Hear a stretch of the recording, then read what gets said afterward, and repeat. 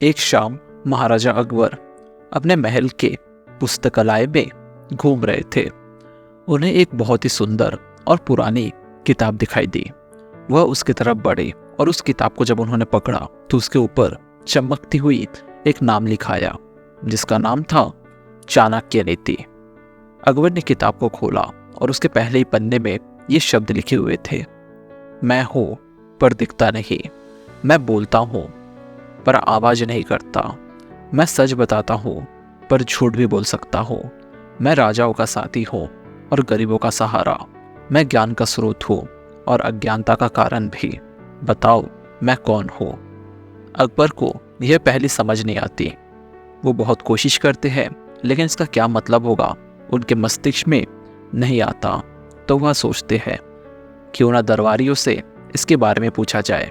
तो वह रात को ही दरबार बैठाते हैं। सारे दरबारी वहां के बैठते हैं, जिसमें बीरबल भी आके बैठता है।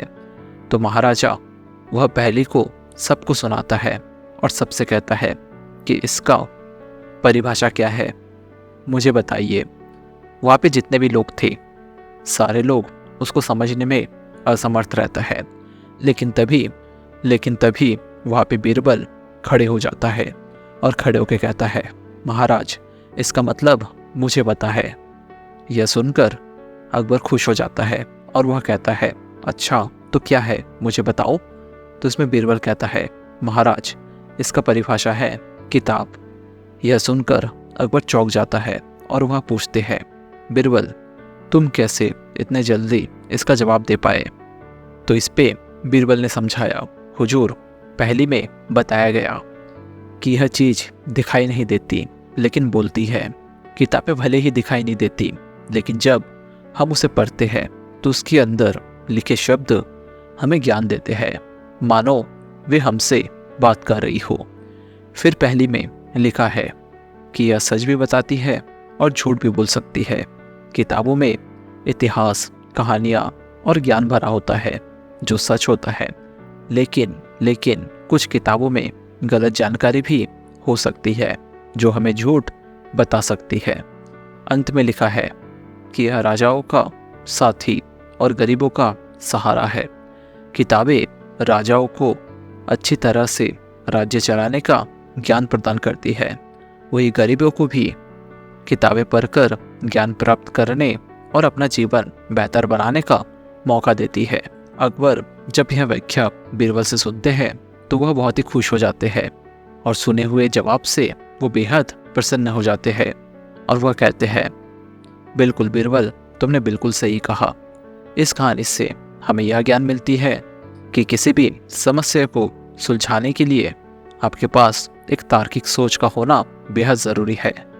यह कहानी अगर आपको पसंद आई तो नीचे लाइक वाला बटन आप ज़रूर दबाना। एक बार महाराजा अकबर अपने दरबार में बैठे होते हैं, तभी उनके मन में एक प्रश्न आता है।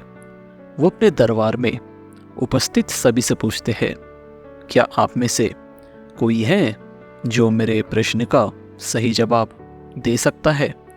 इसमें दरबारी एक साथ एक बोली में बोलते हैं, जी महाराज आपके दरबार में बहुत ही ज्ञानी लोग हैं, आप कोई भी प्रश्न पूछिए उसका जवाब आपको अवश्य मिलेगा। यह सुनकर अकबर बेहद खुश हो जाते हैं और वह पूछते हैं कि इस संसार में सबसे बड़ी चीज क्या है। दरबार के सभी मंत्री और सलाहकार यह प्रश्न सुन के चिंतित में पड़ जाते हैं। उनके मुंह से किसी प्रकार का शब्द नहीं निकलता। वे एकदम चुप हो जाते हैं क्योंकि किसी के पास भी उसका उत्तर नहीं था। सभी को चुप देख अकबर समझ जाते हैं कि इसका जवाब अवश्य किसी के पास नहीं होगा। वह सोचते ही उन्हें बीरबल दिखाई पड़ता है जो कि धीरे धीरे मुस्कुराते हुए प्रतीत होते हैं। तो इसमें अकबर कहता है, बीरबल अवश्य तुमको इस प्रश्न का सही जवाब पता होगा। इसमें बीरबल कहता है, जी महाराज इसका जवाब मुझे पता है।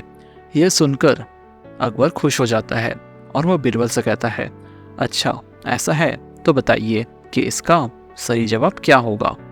इस पे बीरबल कहता है, महाराज एक इंसान की इच्छा सबसे बड़ी होती है, जिसका कोई अंत ही नहीं होता।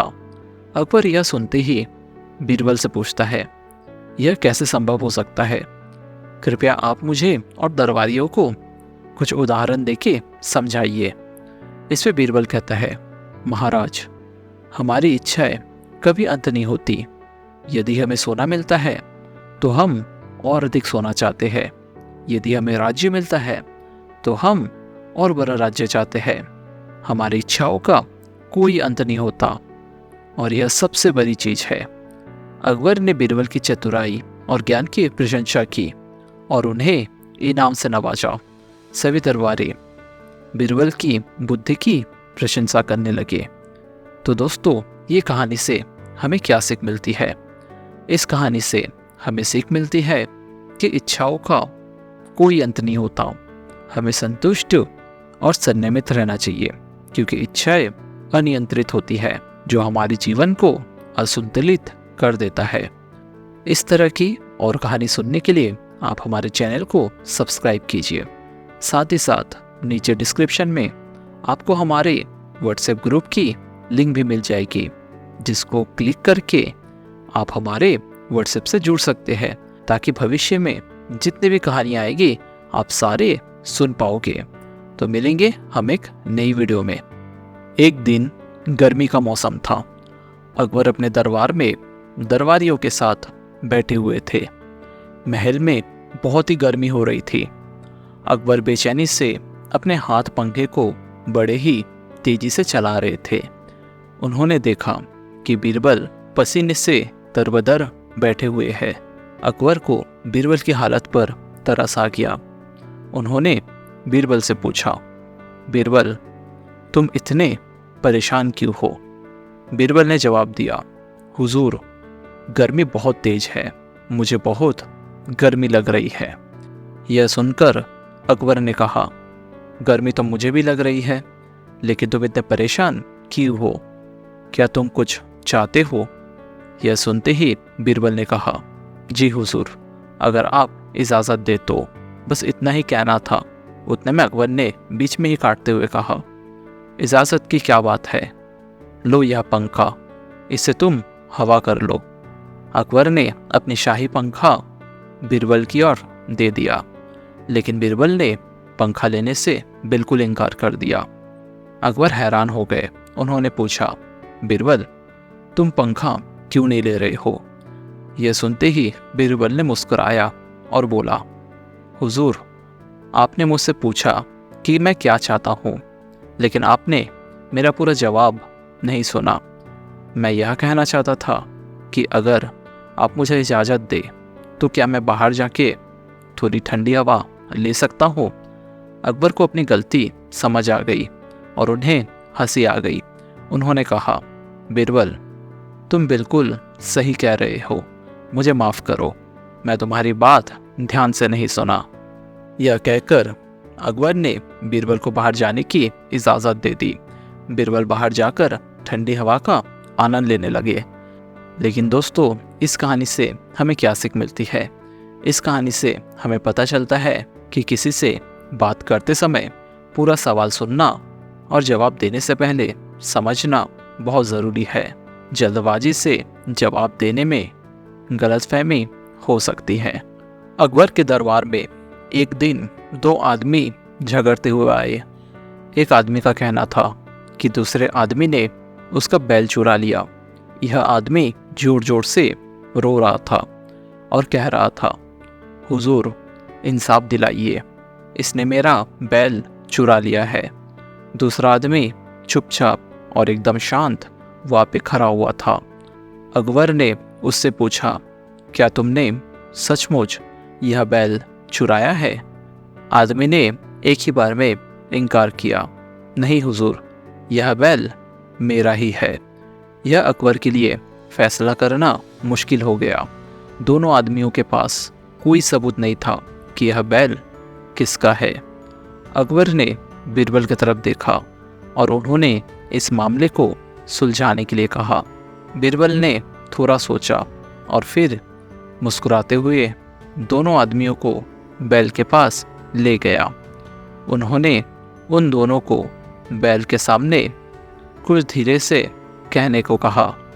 पहला आदमी बैल के पास गया और उसके कान में कुछ बड़बड़ाया। फिर दूसरा आदमी भी बैल के पास गया और उसने भी कुछ कहा। इसके बाद बीरबल ने दोनों आदमियों को वापस लाकर खड़ा कर दिया। फिर उन्होंने अकबर से पूछा, हुजूर, अब आप दोनों में से सच्चे मालिक को पहचान सकते हो। अकबर हैरान थे। उन्होंने पूछा, बीरबल, तुमने ऐसा क्या किया? बीरबल ने कहा, हुजूर, असली मालिक अपने बैल से बात कर सकता है। मैंने दोनों आदमियों को बैल के कान में यही बात कहने को कहा था। जिस आदमी ने सच में कुछ कहा होगा वही बैल का असली मालिक है। अकबर ने दोनों आदमियों को देखा। पहला आदमी घबरा रहा था जबकि दूसरा शांत खड़ा था। अकबर समझ गए कि दूसरा आदमी ही असली मालिक है, क्योंकि उसने ही जाके उस बैल से बात किया था। लेकिन पहले आदमी ने बैल के कान की तरफ जाके एकदम चुपचाप खड़ा था। इसके बाद क्या था, दूसरे आदमी को उसका बैल वापस दे दिया गया और चोर को सजा सुनाई गई। इस तरह बीरबल ने अपनी सूझबूझ से एक बार फिर इंसाफ दिलाया। इस कहानी से पता चलता है कि मुश्किल परिस्थिति में भी शांत दिमाग से सोचने पर, रचनात्मक तरीका अपनाने से कोई भी समस्या सुलझ सकती है। एक दिन अकबर ने सोचा कि क्यों ना बीरबल की बुद्धिमत्ता का एक बार परीक्षा लिया जाए। उन्होंने बीरबल को बुलाया और कहा, बीरबल, मैं चाहता हूँ कि तुम इस सवाल का उत्तर दो। क्या तुम मुझे इस कमरे में दुनिया की सबसे बड़ी सच्चाई और सबसे बड़ा झूठ एक ही चीज़ में दिखा सकते हो? बीरबल थोड़ा सा मुस्कुराया और फिर कहा, जी महाराज, अवश्य, आप मुझे कुछ समय दीजिए। बीरबल ने एक तख्ती मंगाई और उस पर कुछ लिखकर अकबर के सामने पेश की। अकबर और दरबार के सभी सदस्य तख्ती पर लिखे शब्द को पढ़ने लगे। उस पर लिखा था, यह समय भी बीत जाएगा। अकबर ने बीरबल से पूछा, इसका क्या मतलब है? बीरबल ने समझाया, महाराज, यह समय भी बीत जाएगा सबसे बड़ी सच्चाई है और सबसे बड़ा झूठ है। ये दोनों ही इसी लाइन में व्यक्त होता है।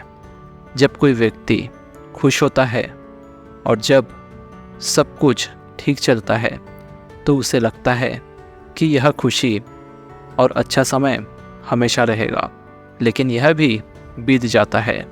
इसी प्रकार जब कोई कठिनाइयों का सामना करता है और उसे लगता है कि यह दुख हमेशा रहेगा, तब भी यह समय बीत जाता है। इसलिए यह वाक्य सच्चाई भी है और एक झूठ को भी दर्शाता है। यह सुनकर अकबर ने बीरबल की बुद्धिमत्ता की एक बार फिर तारीफ की और उन्हें खूब सारा पुरस्कार दिया। दरबार के सभी सदस्य बीरबल की इस चतुराई और समझदारी पर हैरान रह गए और उनकी प्रशंसा करने लगे। तो दोस्तों, इस कहानी से हमें क्या सीख मिलती है? इस कहानी से हमें यह शिक्षा मिलती है कि समय का चक्र निरंतर चलता रहता है। खुशियाँ या दुख दोनों ही स्थायी नहीं होते।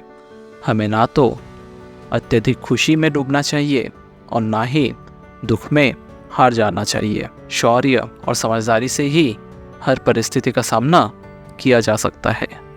एक बार की बात है जब महाराज अकबर मन ही मन सोचते हैं क्यों ना बीरबल की दोबारा एक परीक्षा ली जाए, लेकिन वो सोचते हैं कि यह परीक्षा थोड़ी सी कठिन होनी चाहिए। तो वो दरबार में जाते हैं।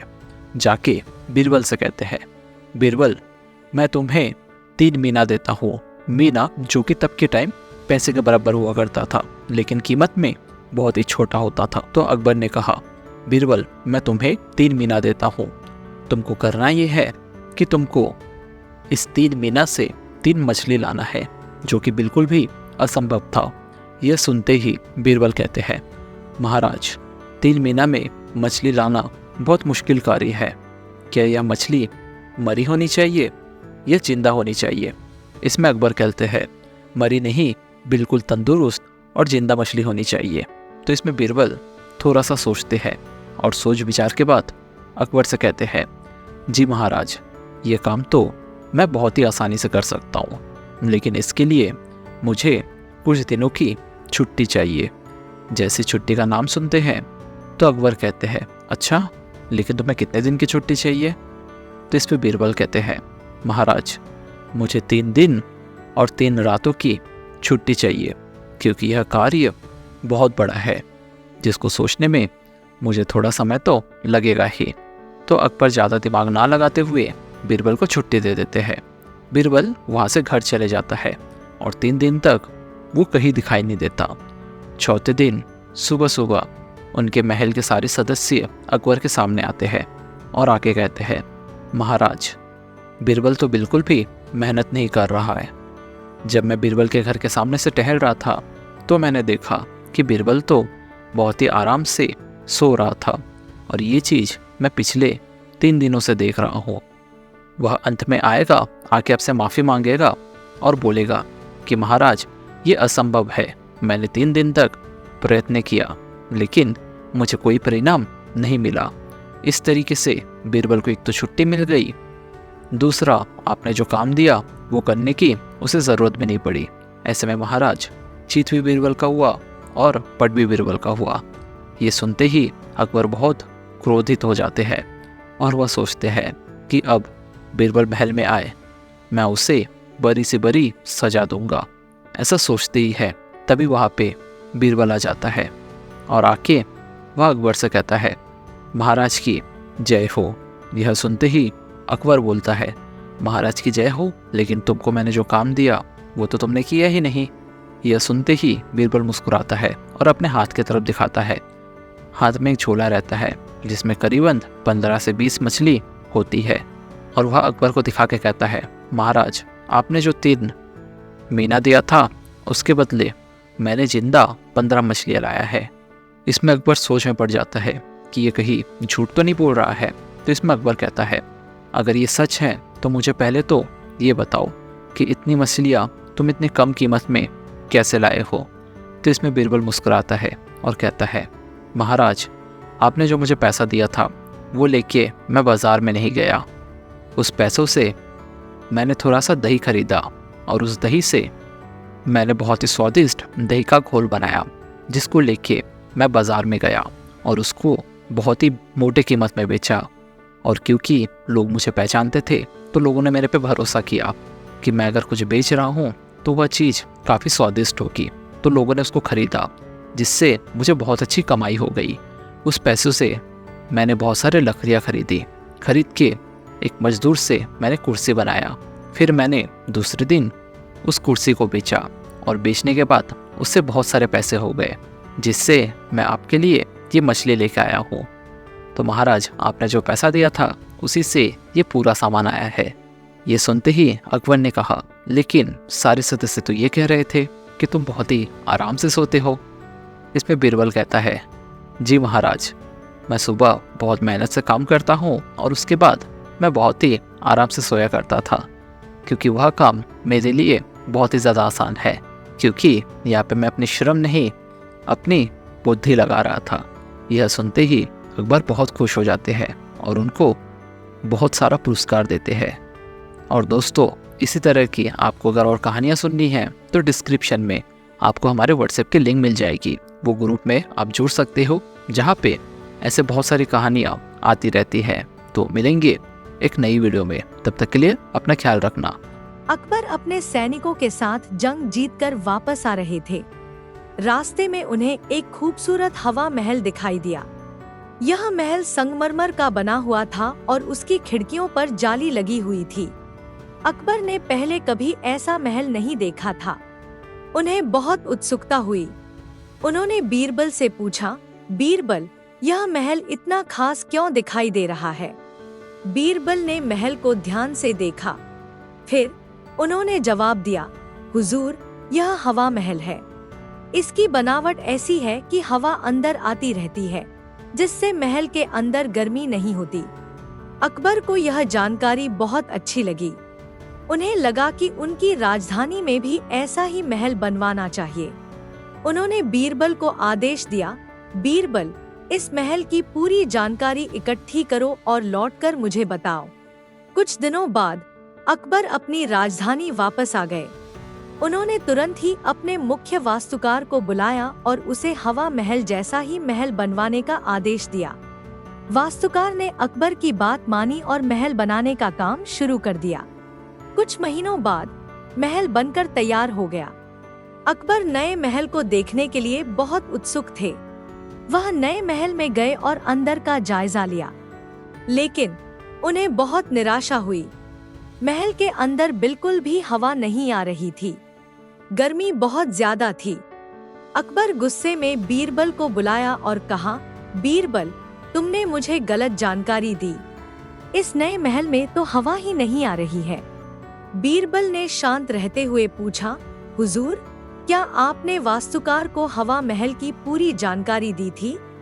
अकबर ने सोचा और कहा, नहीं, मैंने सिर्फ इतना ही कहा था कि वह हवा महल जैसा ही महल बनाए। बीरबल ने मुस्कुराते हुए कहा, हुजूर, यही समस्या है। हवा महल की खासियत सिर्फ उसकी जालीदार खिड़कियां नहीं है, बल्कि उसका पूरा ढांचा हवा के आने जाने के लिए बनाया गया है। आपने वास्तुकार को सिर्फ जालीदार खिड़कियां बनाने के लिए कहा, इसलिए महल में हवा नहीं आ रही है। अकबर को अपनी गलती का एहसास हुआ। उन्होंने बीरबल की बात मानी और वास्तुकार को बुलाकर हवा महल के पूरे ढांचे को समझाया। वास्तुकार ने फिर से काम शुरू किया और कुछ समय बाद नया हवा महल बनकर तैयार हो गया। इस बार महल में हवा आने लगी और गर्मी भी कम हो गई। अकबर ने सीखा कि किसी भी काम को करवाते वक्त स्पष्ट निर्देश देना बहुत जरूरी है। अधूरी या गलत जानकारी देने से काम बिगड़ सकता है। गर्मियों का मौसम था। अकबर अपने दरबार में कुछ राहत की तलाश में बैठे थे। तभी दरबार में दो आदमी झगड़ते हुए दाखिल हुए। दोनों आदमी एक लाल रंग की खूबसूरत टोपी को लेकर आपस में बहस कर रहे थे। पहला आदमी बोला, हुजूर, यह टोपी मेरी है, मैं इसे कल बाजार से खरीदा था। दूसरा आदमी बोला, नहीं, यह टोपी मेरी है, हवा के झोंके से मेरे सिर से उड़ गई थी। दोनों आदमी अपनी अपनी बात पर अड़े हुए थे। अकबर को यह झगड़ा बड़ा बचकाना लगा। उन्होंने बीरबल की तरफ देखा। बीरबल ने दोनों आदमियों को ध्यान से देखा। फिर उन्होंने मुस्कुराते हुए कहा, हुजूर, मुझे लगता है कि इस झगड़े को आसानी से सुलझाया जा सकता है। अकबर ने बीरबल को जल्दी फैसला सुनाने का इशारा किया। बीरबल ने दरबार के एक नौकर को बुलाया और उससे टोपी ले ली। फिर उन्होंने टोपी को अपने सिर पर पहना ली। दोनों आदमी दंग रह गए। उन्होंने कभी नहीं सोचा था कि बीरबल इस तरह टोपी पहन लेंगे। बीरबल ने टोपी पहने हुए दरबार में घूमना शुरू कर दिया। वह अजीब से हरकतें करने लगे और जोर जोर से हंसने लगे। कुछ देर बाद दोनों आदमी भी हंसने लगे। उन्हें बीरबल की हरकतें इतनी मजेदार लगीं कि वे अपना गुस्सा भूल गए। जब हंसना थमा तो बीरबल ने टोपी उतार ली और दोनों आदमियों के सामने खड़े हो गए। उन्होंने पूछा, अब बताओ, तुम दोनों में से कौन इस बेवकूफी वाली टोपी चाहता है जो मुझे नाचने कूदने पर मजबूर कर दे? दोनों आदमी शर्मिंदा हो गए। उन्हें एहसास हुआ कि उनकी लड़ाई कितनी बेकार थी। दोनों ने माफी मांगी और यह कहते हुए दरबार से चले गए कि अब उन्हें इस टोपी की कोई जरूरत नहीं है। अकबर ने बीरबल की सूझबूझ की तारीफ की।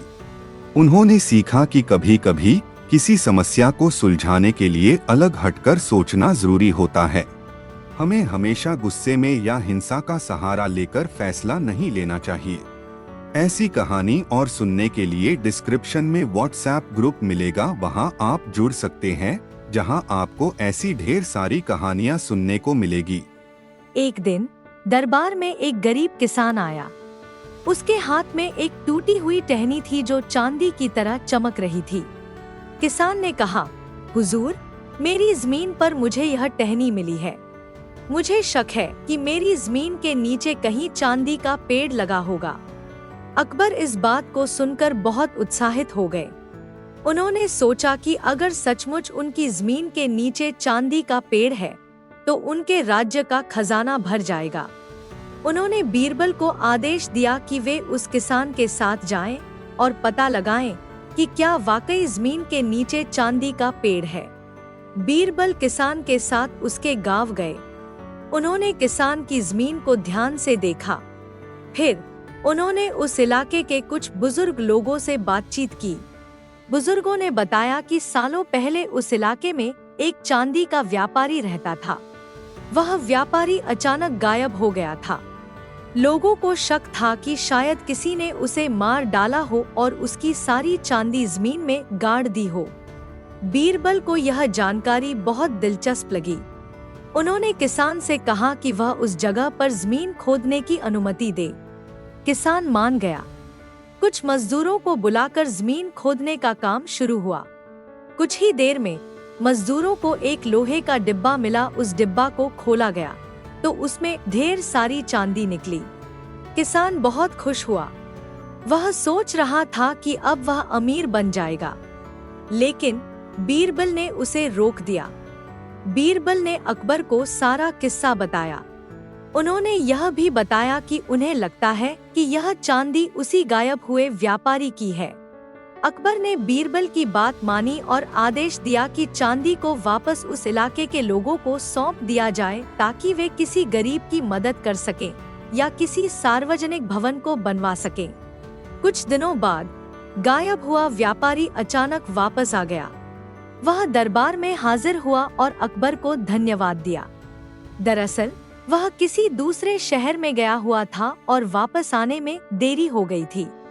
उसने सुना कि उसकी चांदी मिल गई है। अकबर ने ईमानदारी से काम लिया और व्यापारी को उसकी चांदी वापस कर दी। व्यापारी बहुत खुश हुआ और अकबर की दरियादिली की तारीफ की। इस कहानी से अकबर ने सीखा कि जल्दबाजी में फैसला नहीं लेना चाहिए। हर मामले की गहराई तक जांच करनी जरूरी होती है। साथ ही ईमानदारी और इंसाफ ही असली खजाना है। अकबर को यह जानकर बहुत गुस्सा आया कि उनके राज्य में पान की बिक्री बहुत ज्यादा हो गई है। पान खाने से लोगों की सेहत खराब हो रही थी और इसका खर्च भी बहुत ज्यादा था। उन्होंने बीरबल को बुलाया और पूछा, बीरबल, इस समस्या का क्या हल है? बीरबल ने सोचने का नाटक किया। फिर उन्होंने कहा, हुजूर, मैं एक तरकीब सोचता हूँ। इसके लिए आप एक फरमान जारी करवाइए। अकबर ने पूछा, कैसा फरमान?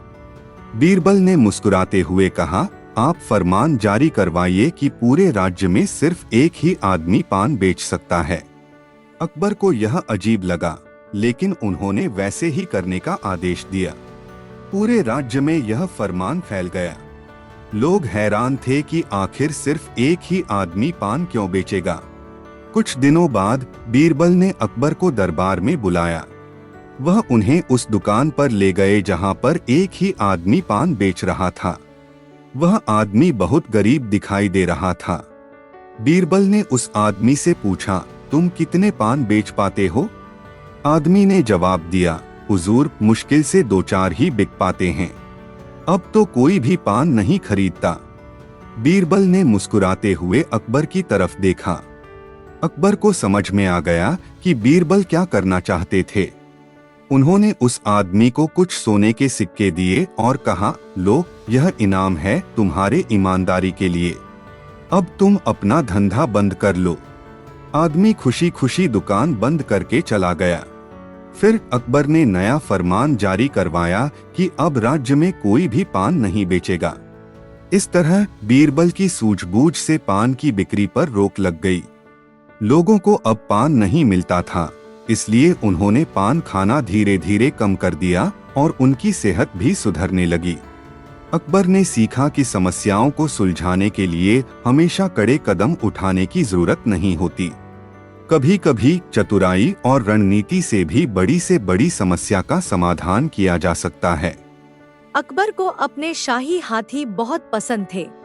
इन हाथियों में से एक सबसे विशाल और ताकतवर हाथी था जिसका नाम विराट था। एक सुबह अकबर को सूचना मिली कि विराट अचानक गायब हो गया है। अकबर को बहुत गुस्सा आया। उन्होंने पूछताछ की, लेकिन कोई नहीं बता सका कि विराट कहाँ गया। आखिरकार उन्होंने बीरबल को बुलाया। बीरबल ने महल के आसपास का जायजा लिया। उन्होंने हाथी के रखवालों से भी पूछताछ की। रखवालों ने बताया कि रात को उन्हें हाथी के रहने की जगह से कोई आवाज नहीं आई। सुबह देखा तो विराट गायब था। कुछ देर सोचने के बाद बीरबल ने अकबर से कहा, हुजूर, मुझे लगता है कि विराट को कोई चुरा कर नहीं ले गया है। वह शायद खुद ही कहीं चला गया होगा। अकबर को यह बात अजीब लगी। उन्होंने पूछा, लेकिन आखिर विराट जाएगा भी तो कहाँ? बीरबल ने मुस्कुराते हुए कहा, हुजूर, थोड़ा इंतजार कीजिए। मुझे लगता है कि विराट जल्दी ही वापस आ जाएगा। बीरबल की बात सुनकर अकबर को थोड़ी राहत मिली, लेकिन कई दिन बीत गए और विराट वापस नहीं आया। अकबर परेशान हो गए। एक शाम बीरबल ने अकबर को बताया कि उन्हें विराट को ढूंढने का तरीका मिल गया है। वह अकबर को शाही बाग में ले गए। वहां उन्होंने कुछ फलों को इकट्ठा किया और उन्हें एक खास जगह पर रख दिया। फिर बीरबल और अकबर छिपकर उस जगह पर निगरानी करने लगे। थोड़ी देर बाद जंगल से विराट धीरे धीरे निकल कर आया। वह उन फलों को सूंघने लगा और फिर उन्हें खाना शुरू कर दिया। अकबर खुशी से चौंक उठे। उन्होंने बीरबल से पूछा, बीरबल, तुमने विराट को कैसे ढूंढ लिया? बीरबल ने बताया, हुजूर, हाथी मीठे फलों के बहुत शौकीन होते हैं। मुझे शक था कि शाही बाग में कहीं ना कहीं ऐसे फल होंगे जिन्हें विराट पसंद करता होगा। इसलिए मैंने यहाँ फलों को रखा और विराट को ढूंढने में कामयाब रहा। अकबर ने बीरबल की सूझबूझ की तारीफ की। उन्होंने विराट को वापस उसके रहने की जगह पर ले जाने का आदेश दिया।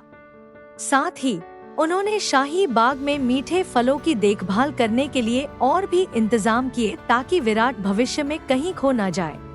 इस कहानी से अकबर ने सीखा कि किसी भी समस्या को सुलझाने के लिए हमें ध्यान लगाकर निरीक्षण करने की जरूरत होती है। कभी कभी छोटी छोटी बातों पर ध्यान देने से ही बड़ी से बड़ी गुत्थी सुलझाई जा सकती है।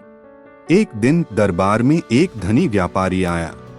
उसके हाथ में एक खूबसूरत हीरा था। वह हीरा इतना चमक रहा था कि पूरा दरबार जगमगा उठा। व्यापारी ने अकबर को वह हीरा भेंट किया। अकबर हीरे को देखकर बहुत खुश हुए। उन्होंने दरबारियों से पूछा, यह हीरा कितना मूल्यवान होगा? एक दरबारी ने कहा, हुजूर, यह दुनिया का सबसे अनमोल रत्न है। इसकी कीमत लगाना भी मुश्किल है। दूसरे दरबारी ने कहा, हुजूर, इस हीरे को बेचकर आप पूरे राज्य का खजाना भर सकते हैं। अकबर हीरे को लेकर बहुत लालची हो गए। लेकिन तभी बीरबल ने उनसे बात करने की इजाजत मांगी। बीरबल ने आगे बढ़कर अकबर को सलाम किया और फिर कहा, हुजूर, यह हीरा वाकई बहुत खूबसूरत है, लेकिन मुझे लगता है कि हमारे राज्य में और भी अनमोल रत्न मौजूद हैं। अकबर चौंक गए। उन्होंने पूछा, कौन से रत्न? बीरबल ने जवाब दिया, हुजूर, हमारे राज्य में ज्ञानी विद्वान, कुशल कारीगर और मेहनती किसान रहते हैं। ये सभी लोग अपने हुनर से हमारे राज्य को समृद्ध बनाते हैं। ये तो असली अनमोल रत्न हैं। अकबर ने गौर से सोचा। उन्हें एहसास हुआ कि बीरबल सही कह रहे हैं। हीरे जैसी चीजें तो नष्ट हो सकती हैं, लेकिन शिक्षा और हुनर का ज्ञान पीढ़ी दर पीढ़ी चलता रहता है। अकबर ने व्यापारी को धन्यवाद दिया और हीरा वापस लेने के लिए कहा। उन्होंने राज्य में शिक्षा को बढ़ावा देने के लिए नए स्कूल खोलने का आदेश दिया। साथ ही उन्होंने कला और कारीगरी को बढ़ावा देने के लिए भी कई कार्यक्रम शुरू किए। कुछ सालों बाद अकबर का राज्य शिक्षा और कला का केंद्र बन गया। लोगों को अच्छे से अच्छा ज्ञान मिलने लगा और उनकी प्रतिभा निखरने लगी। इस तरह बीरबल की सूझबूझ से अकबर ने अपने राज्य को असली अनमोल रत्नों से भर दिया। इस कहानी से अकबर सीखा कि धन दौलत भले ही चमकदार हो, लेकिन शिक्षा और ज्ञान ही असली खजाना है। शिक्षा से ही हम अपना और अपने समाज का विकास कर सकते हैं। अकबर को पालतू जानवर रखने का बहुत शौक था। उनके पास तोते, चीते और हाथी जैसे कई तरह के जानवर थे। एक दिन उन्हें एक खास तरह की मैना मिली। यह मैना लोगों की बातचीत को सुनकर बिल्कुल वही शब्द दोहरा सकती थी। अकबर को यह मैना बहुत पसंद आ गई। वह अक्सर दरबार में इस मैना को अपने पास रखते थे। मैना दरबार में होने वाली बातचीत को सुनती रहती थी। एक रोज दरबार में किसी मामले पर बहस हो रही थी। दो आदमी एक दूसरे पर चोरी का इल्जाम लगा रहे थे। अकबर को यह फैसला करना मुश्किल हो रहा था कि आखिर कौन सच बोल रहा है। तभी अचानक मैना ने बोलना शुरू कर दिया। वह वही शब्द दोहराने लगी जो दोनों आदमियों ने एक दूसरे पर इल्जाम लगाते वक्त कहे थे। अकबर खुश हो गए। उन्हें लगा कि मैना ने सुनकर सच बता दिया है। उन्होंने उसी आदमी को सजा देने का आदेश दिया जिस पर मैना ने ज्यादा इल्जाम लगाए थे। लेकिन बीरबल को यह बात कुछ खटकी।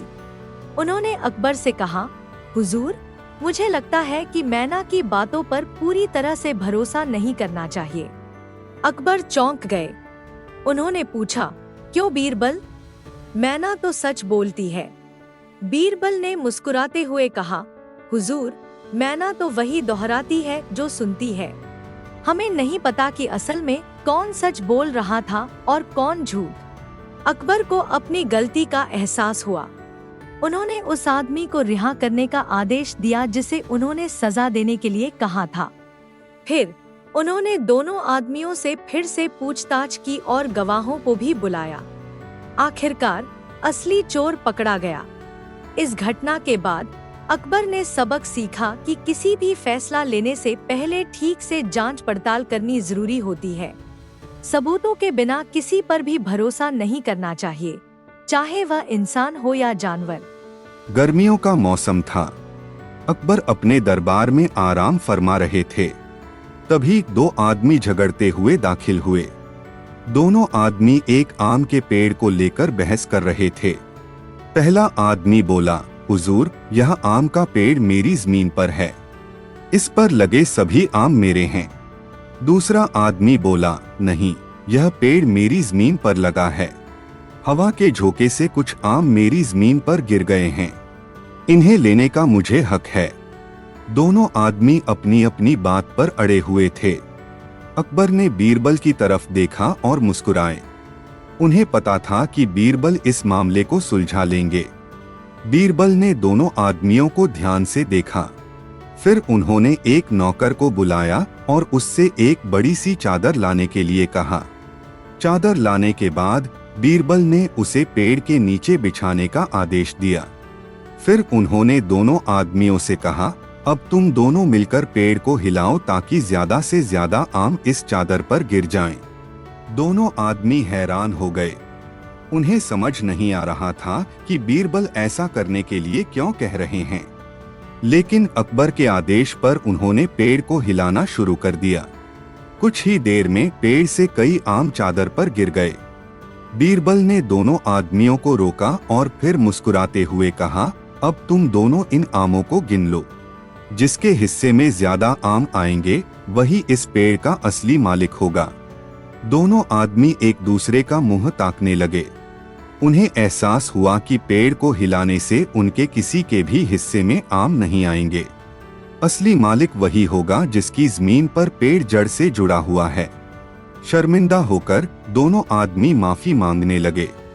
उन्होंने आपस में मिलकर यह फैसला किया कि वे दोनों मिलकर इस आम के पेड़ की देखभाल करेंगे और बंटवारे से हर साल आमों का फल लेंगे। अकबर ने बीरबल की सूझबूझ की तारीफ की। उन्होंने सीखा कि किसी भी समस्या को सुलझाने के लिए जल्दबाजी नहीं करनी चाहिए। हमें हमेशा ऐसी तरकीब सोचनी चाहिए जिससे असली सच सामने आ सके। ऐसी कहानी और सुनने के लिए डिस्क्रिप्शन में व्हाट्सएप ग्रुप मिलेगा, वहां आप जुड़ सकते हैं, जहां आपको ऐसी ढेर सारी कहानियां सुनने को मिलेगी। एक दिन दरबार में एक बुजुर्ग साधु आया। उसके हाथ में एक बहुत पुरानी सी किताब थी। साधु ने दावा किया कि यह किताब महान चाणक्य की लिखी हुई है और इसमें अनमोल ज्ञान छिपा हुआ है। अकबर को इतिहास और ज्ञान से बहुत लगाव था। वह उस किताब को पाने के लिए बहुत उत्सुक हो गए। उन्होंने साधु से पूछा, इस किताब में क्या लिखा है? साधु ने जवाब दिया, हुजूर, यह किताब गुप्त भाषा में लिखी गई है। इसे कोई भी पढ़ नहीं सकता। लेकिन अगर आप मुझे इस राज्य का सबसे बुद्धिमान आदमी ढूंढ दे, तो शायद वह इस किताब को पढ़ सके। अकबर ने कहा, हमारे राज्य में सबसे बुद्धिमान तो हमारे सलाहकार बीरबल ही हैं। वह जरूर इस किताब को पढ़ लेंगे। बीरबल को किताब दी गई। उन्होंने उसे ध्यान से देखा और फिर दरबारियों के सामने कुछ अजीब हरकतें करने लगे। वह हंस रहे थे, कूद रहे थे और बेतुका सा बोल रहे थे। कुछ दरबारी सोचने लगे कि शायद किताब पढ़ने की कोशिश में बीरबल अपना दिमाग खो बैठे हैं। अकबर भी थोड़े परेशान हो गए, लेकिन बीरबल ने यह सब नाटक करना बंद नहीं किया। वह पूरे दरबार में नाचते कूदते रहे। आखिरकार थककर वह जमीन पर गिर पड़े और बेहोश हो गए। कुछ देर बाद बीरबल होश में आए। उन्होंने अकबर को सलाम किया और कहा, हुजूर, मैं इस किताब को पढ़ने में सफल रहा हूँ। अकबर चौंक गए। उन्होंने पूछा, लेकिन बीरबल, तुम किताब पढ़ते वक्त इतना अजीब व्यवहार क्यों कर रहे थे? बीरबल ने मुस्कुराते हुए जवाब दिया, हुजूर, यह किताब वाकई गुप्त भाषा में लिखी गई है। इसमें लिखा है कि जो कोई भी इस किताब को पढ़ेगा, उसे कुछ देर के लिए पागल होने का नाटक करना होगा। अकबर को यकीन नहीं हो रहा था। उन्होंने साधु से पूछा कि क्या बीरबल ने सच कहा है? साधु घबरा गया। उसने कहा, नहीं नहीं, ऐसा कुछ नहीं लिखा है किताब में। अकबर को समझ में आ गया कि साधु किताब चोरी करने की कोशिश कर रहा था। उन्होंने साधु को सजा दी और किताब अपने पास रख ली। बाद में विद्वानों की मदद से किताब को समझा गया। उसमें वाकई ज्ञानवर्धक बातें लिखी हुई थी। अकबर ने सीखा कि चालाकी से किसी को भी धोखा नहीं दिया जा सकता और सच्चाई का हमेशा पता चल ही जाता है। अकबर को अपने राज्य के व्यापारियों पर बहुत गर्व था। वह चाहते थे कि उनके राज्य में हमेशा ईमानदारी से व्यापार हो। एक दिन दरबार में एक व्यापारी आया। उसके हाथ में एक अनोखा कपड़ा था।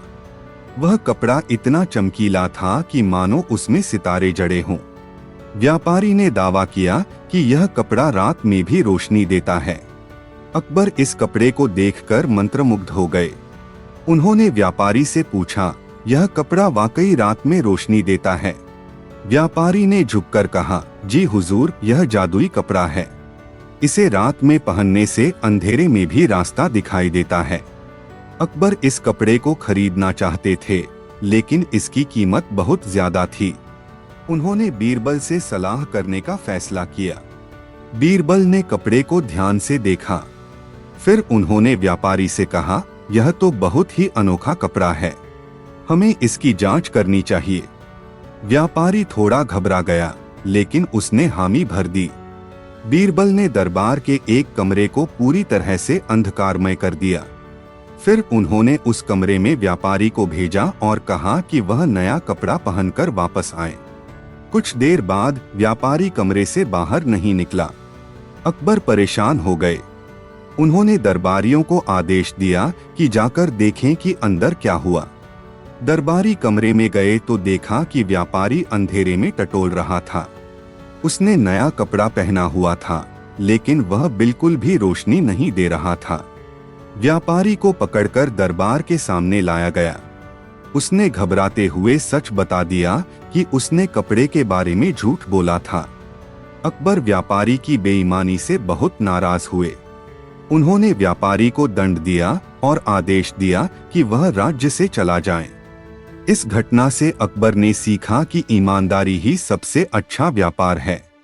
लोगों का भरोसा जीतने के लिए झूठ का सहारा नहीं लेना चाहिए।